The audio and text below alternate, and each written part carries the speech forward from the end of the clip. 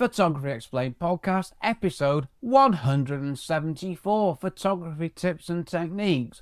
What if I use my phone to take photos and not a camera?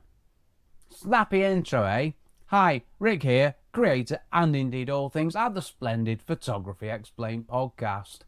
Yep, I'm just talking about part of the podcast in this video. It's the bit about using a phone to take photos, and this is what I said. All of the above applies. You're just using a different device to take photos. Taking my iPhone as an example, using the default camera app as it is, the grid is there for the rule of thirds. That's how helpful and significant the rule of thirds is. Yes, it really is.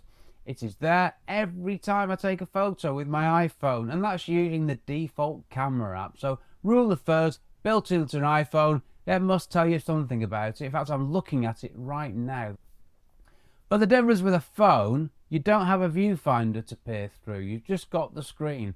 Now, if you've only ever taken photos with a phone, this is your norm. You'll be fine with that. It's not unusual to you. But if you've started taking photos with a camera like I have, and then you've moved on to a phone, it's a challenge, and you might need some help in adjusting to it, because I still do. And the other unknown is, if you're an old git like me, you'll definitely struggle with just the phone. Definitely. I still do. And conversely, if you're going from a phone to a camera, you've got the viewfinder to get used to, haven't you? Now, taking photos with a phone, it's different from taking photos with a camera. I mean, firstly, because of the physical size and shape differences. Let's not forget, a camera has been designed to take photos, and in contrast, a phone hasn't been designed to take photos. It's been designed to be our absolutely everything and fit in a pocket. It's a tough act, isn't it, what the phone's being asked to do? I do feel sorry for the phone and what we expect of it. But everything I said in episode 174, it can apply to taking photos with a phone, which I like to look at as just another device to take photos with. So my advice to take better photos with your phone, it still includes putting your phone on a tripod. Who wants to put the phone on a tripod? I don't. Well, I do for recording videos like this. But it seems to be counterintuitive, doesn't it? And it's just flying in the face of one of the benefits of a phone, its size and its convenience. But in my opinion, you can still take better photos with a phone by putting it on a tripod, in my opinion.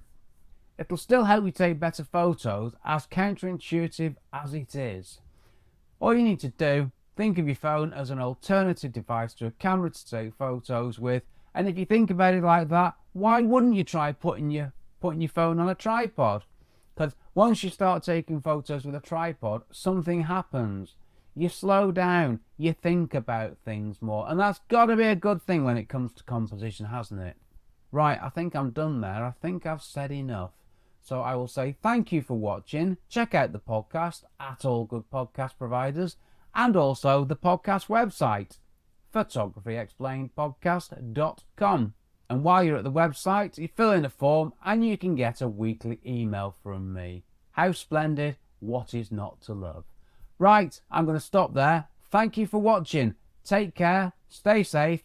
Cheers from me, Rick.